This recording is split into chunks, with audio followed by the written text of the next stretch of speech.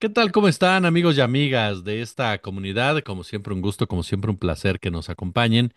Hoy por la mañana en la conferencia de prensa encabezada por la presidenta Claudia Sheinbaum estuvo presente el Gabinete de Seguridad, entre ellos Alejandro Hertz Manero, el fiscal general de la República, quien a pregunta expresa de la periodista Nancy Flores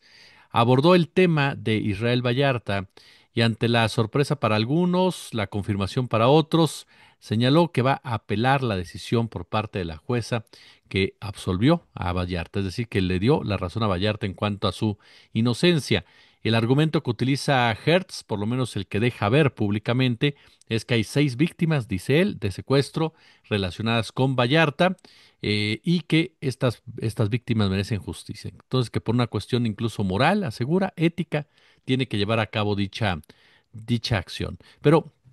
¿qué hay más de fondo en todo esto? El fin de semana usted tuvo la oportunidad de apreciar en nuestro canal madre, la colaboración de la cual nos sentimos muy orgullosos y muy honrados de contar con ella, de la gran periodista Sasi Alejandre, en donde habló precisamente de los vínculos del Mossad, de Israel, de Eduardo Margolis, con todo este caso, del caso Vallarta y toda la estructura en materia de seguridad. Bueno, pues molestamos a mi querida Sasi para platicar ahora sobre lo que dijo Alejandro Gertz Manero y qué tanto se vincula con todo esto que hemos estado platicando. Sasi, ¿cómo estás? Bienvenida.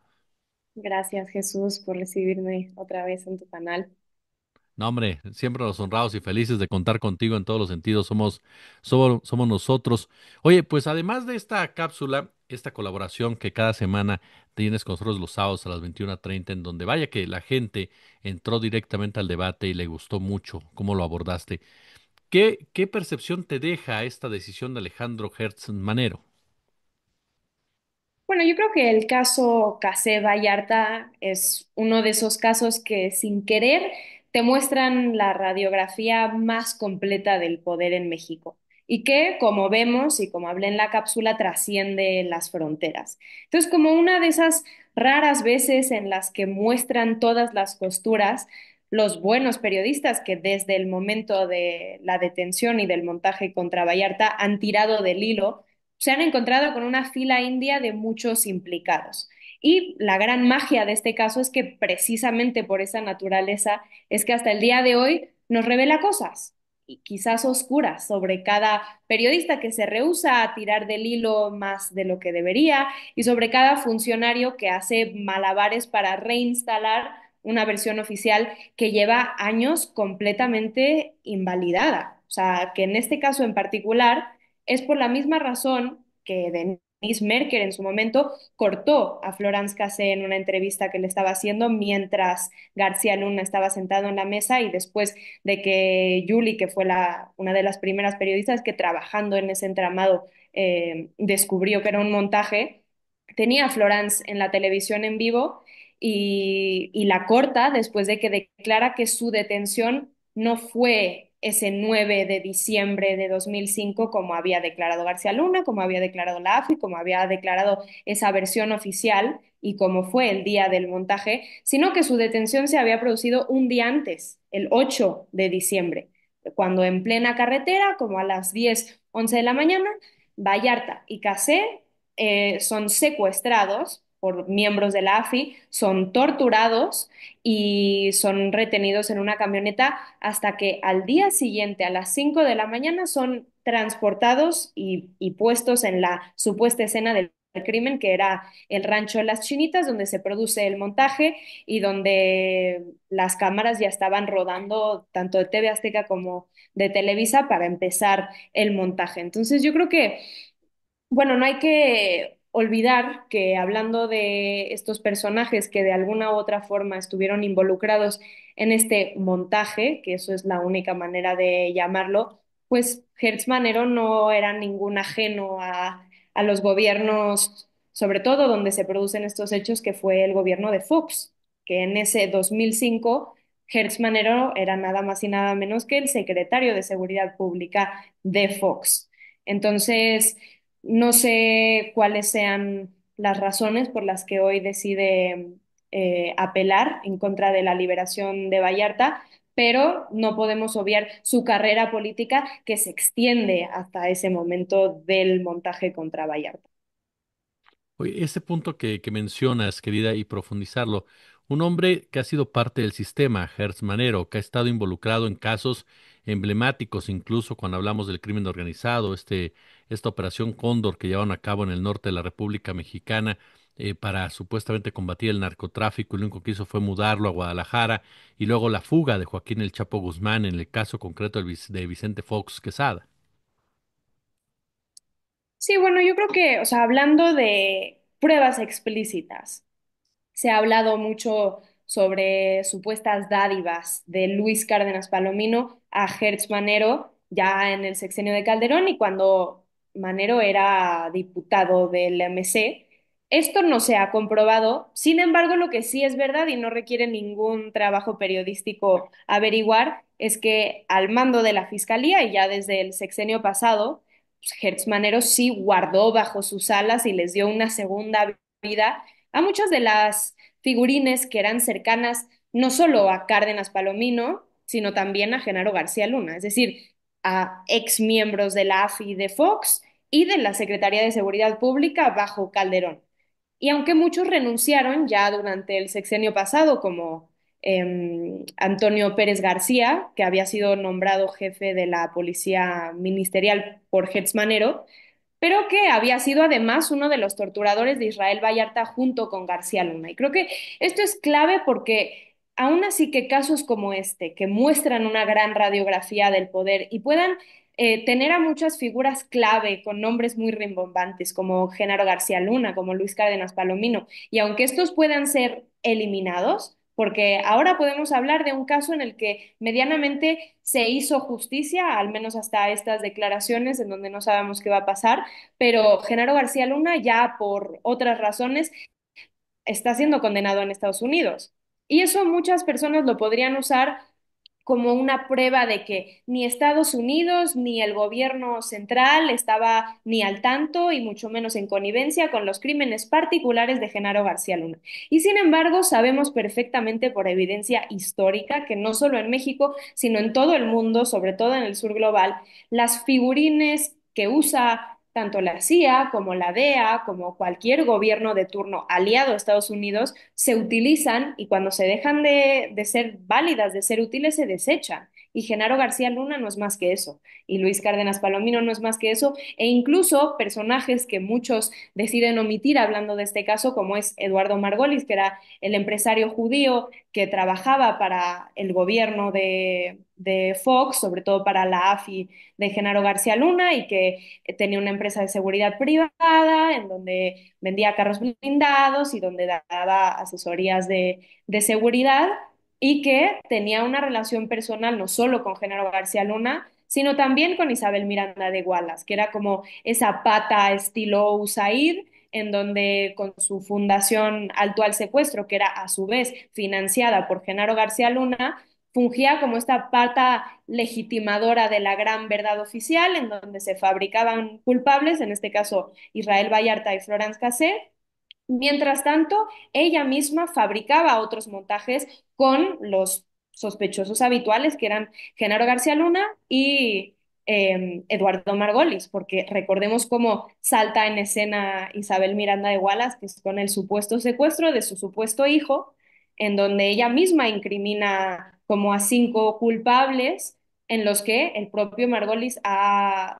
testificado y ha declarado que él mismo se encargó de ajusticiar a esos supuestos culpables. Entonces, yo creo que hablar sobre las conexiones específicas de Hertz Manero con ese caso, en realidad va más allá, porque incluso él es una figurín, un figurín de este caso. O sea, que él haya incluido dentro de la estructura de fiscalía a miembros de todo este montaje y de todo ese entramado criminal de la AFI y de Genaro García Luna, porque siguió hasta los sexenios de Calderón y luego de Peña Nieto, lo único que significa es que no tenemos solo que ver esos nombres rimbombantes, sino los nombres que quizás no nos suenen de nada, como lo pudo haber sido el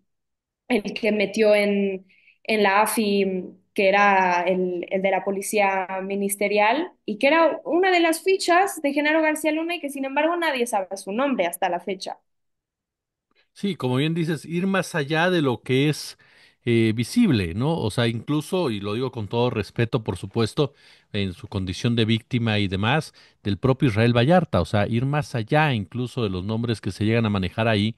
y ver toda la estructura en materia de seguridad en donde, como tú nos describiste de manera magistral, pues te topas hasta con estos intereses provenientes de una agencia de inteligencia del nivel del Mossad, que junto con otro tipo de exagentes o agentes en activo y empresarios están metidos en todo tipo de negocios en seguridad, y para que haya ese tipo de negocios, pues tiene que haber violencia, tiene que haber inseguridad, si no, no venden nada, ¿no? Y yo creo que justamente hablando de las declaraciones particulares del fiscal esta mañana, porque muchos ahora mismo en unísono con él se van a llenar la boca hablando de las víctimas, pero yo creo que precisamente esa gente que se llena la boca hablando de víctimas deberían de empezar preguntándose lo más fundamental, que es víctimas de quién.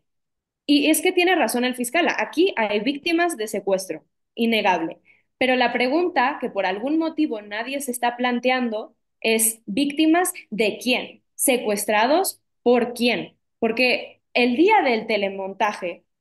cuando la mano con guante negro de Luis Cárdenas Palomino apriete el cuello de Vallarta mientras ruedan las cámaras de Televisa y de TV Azteca, la única razón por la que sabe dónde apretar es porque él lo había torturado horas antes, mientras lo tenía secuestrado antes de iniciar el montaje. Y lo aprieta precisamente para que responda correctamente a las preguntas que le hace Pablo Reina, el periodista de Televisa, que le pregunta en vivo cuántos secuestrados tienes. Y él contesta tres, porque esa es la respuesta correcta. Y bueno, ¿quiénes son esos tres de los que al principio solo se hablaba como las víctimas de los Zodíacos, que era esta supuesta banda de secuestradores encabezada por Israel Vallarta? Bueno, pues se ha hablado hasta el cansancio de esas tres víctimas que ahora nadie nombra y que incluso el fiscal dijo unas seis víctimas, pero tampoco las nombró. Pues esas tres que incluso estaban presentes durante el montaje era Ezequiel Elizalde y Cristina Ríos y su hijo. Eran tres, un menor de edad. Y bueno, en el día del telemontaje, Cristina Ríos, que era una de las víctimas, declaró para Televisa que no sería capaz de reconocer ni una foto ni la voz de sus secuestradores. Y luego sería que cambiaría la declaración después de ver el telemontaje. Y esto me recuerda perfectamente porque las historias de telemontaje son globales, de cómo hay un libro de Baudrillard que se llama La guerra de Irak nunca ocurrió, en donde relata los testimonios de los propios periodistas cubriendo la guerra de Irak desde Irak, en donde los periodistas de CNN declaraban que veían CNN en la tele para saber qué reportar. Es decir, o sea, las víctimas de secuestro en este caso tuvieron que ver un reportaje de su secuestro para saber qué responder ante los interrogatorios sobre su secuestro. Y por si eso no parece una cosa surrealista y de la posverdad pura, pues la segunda víctima, Ezequiel Elizalde, también sería secuestrado. Lo que pasa es que no sería secuestrado ni por Vallarta ni el día del montaje. O sea, incluso había un documento de la propia Procuraduría del Estado de México que dice que Ezequiel fue secuestrado el 4 de octubre, o sea, 5 días antes del día del montaje en el Estado de México, y que lo llevaron a una casa de seguridad donde estaban ya los otros dos secuestrados, la mujer y el niño. Y solo para el 9 de diciembre, el día del montaje, ser llevados al Rancho Las Chinitas junto con Vallarta y Cases, que a su vez también habían sido secuestrados para producir el montaje. Es decir, claro que fueron secuestrados, pero no por Vallarta, sino por los mismos que coordinaron todo el montaje.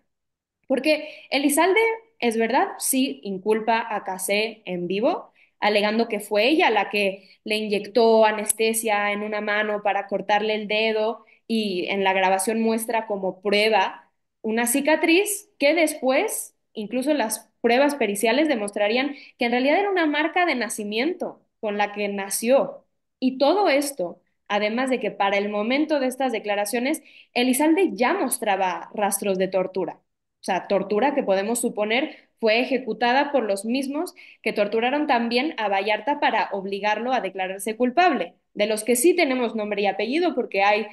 reportes de sus ejercicios de tortura en donde el propio Vallarta nombra no solo a Cárdenas Palomino, sino que el nombre también de ese empresario judío y una de las manos negras que operaron en este caso, Eduardo Margolis, aparece casi 37 veces. Es decir, que se nombra tanto su nombre de pila como su nombre completo en tanto haber estado presente en los ejercicios de tortura como ejecutarlos él mismo. Claro. Sí, y que ese es el punto tal vez que uno también podría pensar, ¿no? ¿Por qué la fiscalía no va en la inocencia, si quieres llamarlo así? ¿Por qué no va sobre Margolis? O sea, ¿por qué no va sobre ese hilo que está ahí, literalmente, y que tienes que tocar, incluso tendrías que tocar también de parte de funcionarios, que al momento en que la jueza dice esto es un montaje, esto es fue absuelto el hombre, pues tendrías entonces que investigar por qué lo metieron 20 años a la cárcel sin sentencia, ¿no? Sí, o sea, me parece muy curioso que hay ciertos titulares nocivos que dicen que Israel Vallarta fue declarado inocente. Y es que esto es incorrecto. Israel Vallarta tenía la presunción de inocencia de facto, era inocente de facto. Lo que se probó es que más bien no había indicios suficientes para declararlo culpable, pero inocente ha sido todos estos 19 y cacho de años. Y también yo creo que hay que girar un poco la vista atrás, no solo a los sexenios de Calderón y de Peña Nieto, sino, o sea, qué fue este organismo que orquestra todo eso? Y fue la AFI. O sea, también hace falta ver que en qué momento se ejecuta, porque es muy fácil hablar sobre este caso solo nombrando a Loret de Mola, quizás a García Luna, que como ya está condenado ya no tocas ningún callo. Pero la realidad es que jalando el hilo vas subiendo en la cadena de mando y sobre todo tienes que preguntarte por qué fue. Bueno, esto era casi el final del sexenio de Fox, en donde tenía que dar resultados sobre el combate al crimen y el combate a los secuestros que estaba en un pico histórico, no solo en el país, sino en la ciudad. Entonces, este montaje para lo que sirvió es para crear este halo de heroicidad del gobierno y sobre todo de la AFI para tener una buena imagen del gobierno finalizando el sexenio y obviamente que prolongar el gobierno del PAN asegurando que después ganara Felipe Calderón, que fue exactamente lo que pasó. Entonces, ¿qué es la AFI? O sea, cada uno le cambió el nombre a sus instituciones y a sus doctrinas de seguridad, pero la AFI fue creada no solo en inspiración, sino en connivencia con el FBI. Era hecha como el FBI mexicano para ser como una institución de seguridad que fuera respetada y avalada mundialmente y que estuviera a la altura del Scotland Yard y del FBI. Y es que precisamente a Estados Unidos les convenía perfectamente tener agarrados a México por todos lados. O sea, hablar de,